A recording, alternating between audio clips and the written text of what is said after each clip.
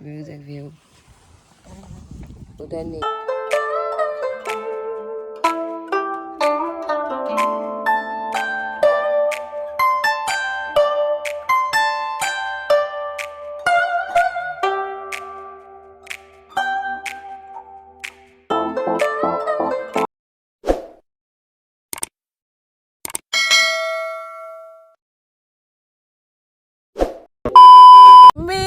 मैं बाहर में आके सनराइज देख लिया टेंट से সারা রাত ঘুমাই নাই আমার তো ঠান্ডা লাগে নাই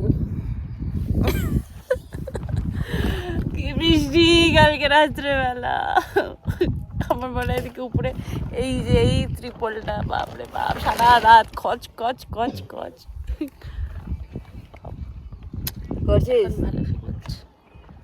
সো গাইস কিছু জিনিস কালকে এখানে আস্তে আস্তে আমাদের সন্ধ্যা হয়ে গেছিলো আর আসার পরেই আমরা তো স্ন্যাক্স আর ওই চা খেয়ে জাস্ট টেন্টে এসেছি। এত হাওয়া এত ঝড় শুরু হয়ে গেছে, আমি আর প্রীতি এই টেন্টে ছিলাম, এত বিদ্যুৎ চমকাচ্ছিল ওটা দেখে এত ভয় পেয়ে গেছি আমরা বৃষ্টির মধ্যে ভিজে টেন্ট থেকে বেরিয়ে দৌড়ে ওই ঘরে যেতে গিয়ে পুরো ভিজে গেছি, ব্যাগ জুতো সব ভেজা। এই যে আমাদের জামা কাপড় দেখো। আর সাথে সাথে তো কারেন্ট চলে গেছে, রাতে আর কারেন্ট আসেনি, কোনো ভিডিও করতে পারিনি। তারপর ডিনার করতে গেছিলাম, ডিনার করে এসে আমরা শুয়ে পড়েছি, আর কোনো কিছু তোমাদের দেখানো হয়নি। আর সকালটা তো দারুণ,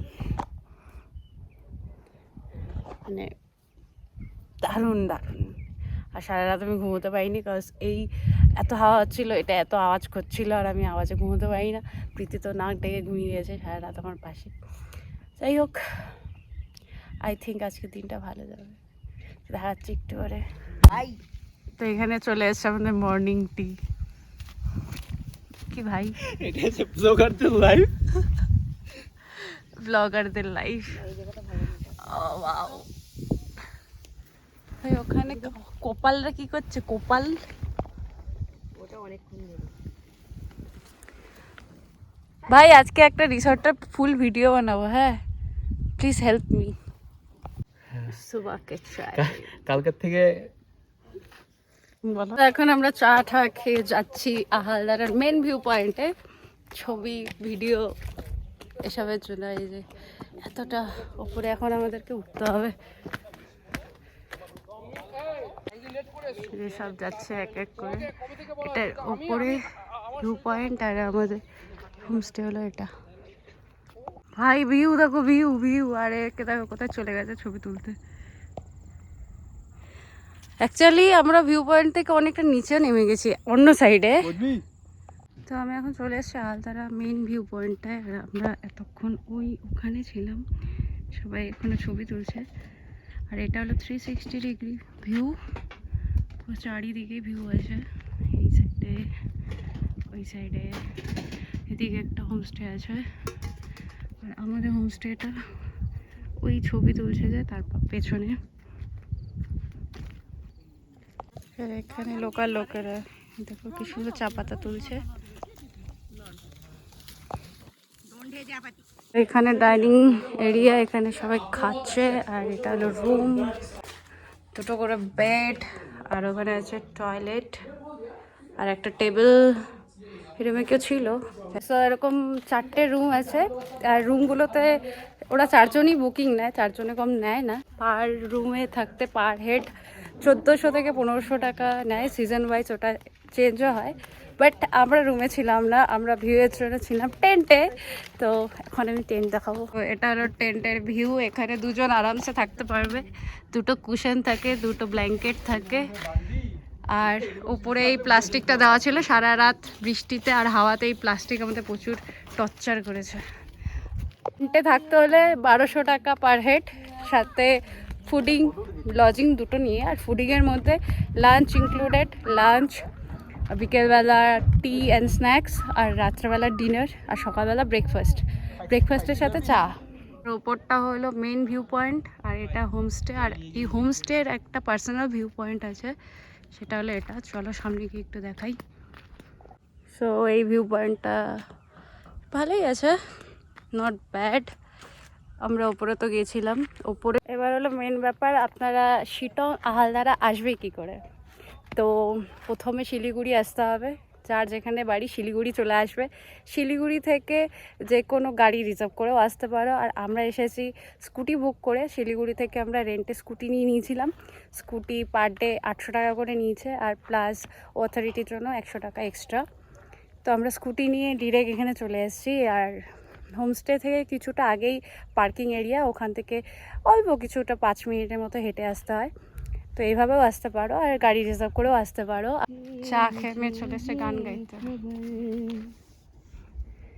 कहीं पे हो राते कहीं पे सवेरे आवारगी रही साथ मेरे, ठहर जा ये कहती है तेरी नजर, क्या हाल हो गया है ये मेरा, आंखें मेरी हर जगह। आफ्टर चाय हम लोग खाने आ गए, ब्रेकफास्ट करने। पूरी सब्जी নাগাল্যান্ড আর কিসের মাঝখানে ना भाई ড্রোন নিয়ে জল করে হিসাব করো। এই তো দিদি রিভিউ দাও প্লিজ বল কি খাওয়ার দাম। কালকে রাতের খাবারটা পুরিটা ভালো হচ্ছে, বাট সবজিটা একটু টেস্টটা আরো বেটার করতে পারতো। রাতের খাবার কেমন ছিল? আমাদের আলু যাতে আমার মনে নেই কি খাইছি। তুই কিছু বলতে চাইস? খাইছি না খাইছি তুই কিছু বলতে চাইস?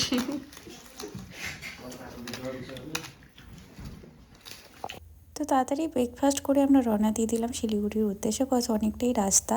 তো আহালদারা আমার তো সত্যিই পার্সোনালি খুব ভালো লাগলো। আর যারা যাবেন ভাবছেন তো অবশ্যই দেরি না করে প্ল্যান বানিয়ে ফেলুন। তো তারপর আমরা পার্কিং জোন থেকে গাড়িগুলো নিয়ে রওনা দিয়ে দিলাম। আর পাশেই ছিল পোখরি লেক, যেটা বর্ষাকালে এই পুরো লেকটা জলে ভর্তি থাকে, কিন্তু আমরা যখন ছিলাম তখন শুকনো ছিল।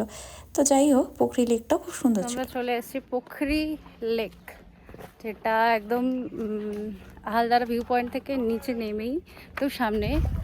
এটা হলো লেক, এখন পুরো মাঠ হয়ে গেছে, যেটা বর্ষাকালে জল থাকে আর অনেক বড় লেক তৈরি হয়, আর পাশে পাইন ফরেস্ট। তো সেখানে কিছু ছবি আর ভিডিও বানিয়ে আমরা রওনা দিয়ে দিলাম। আর রাস্তার দুপাশে এত সুন্দর চা বাগানগুলো ছিল যে ভিডিও বানাতেই ইচ্ছে করছিল শুধু। তো তারপরে এই চায়ের দোকানে আমরা দাঁড়িয়ে গেলাম, কারণ যাওয়ার দিন এত ঠান্ডা লাগছিল, চায়ের দোকান খুঁজে খুঁজে এই চায়ের দোকানটা পেয়েছিলাম।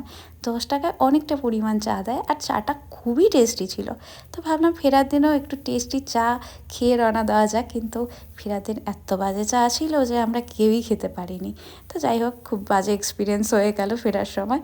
তো তারপর রাস্তার মাঝে মাঝে এত ভাঙাচোরা ছিল আর এত বাজেভাবে জল জমেছিল যে আমরা কোন দিক দিয়ে যাবো টের পাচ্ছিলাম না। কিন্তু রাস্তার দু সাইডে পাইন ফরেস্টগুলো এত সুন্দর লাগছিল যে, আর তারপর শুরু হয়ে গেল বৃষ্টি। তো বাইরে অনেক বৃষ্টি হচ্ছে, আর আমরা রাস্তার মাঝখানে দাঁড়িয়ে গেছি মোমো খেতে। পাহাড়ে আসবো মোমো খাবো না, এটা তো হয়ে গেল। মোমো তেরমা গরম সব সরঞ্জাম। Hello madam. তো তারপর ওখান থেকে মোমো খেয়ে আমরা রওনা দিয়ে দিলাম। সারা রাস্তা এত বৃষ্টি ছিল যে আমি আর ভিডিও বানাতে পারিনি। তো কেমন লাগলো ব্লগটা অবশ্যই কমেন্টে জানাবে, ভালো লাগলে লাইক করে দেবে।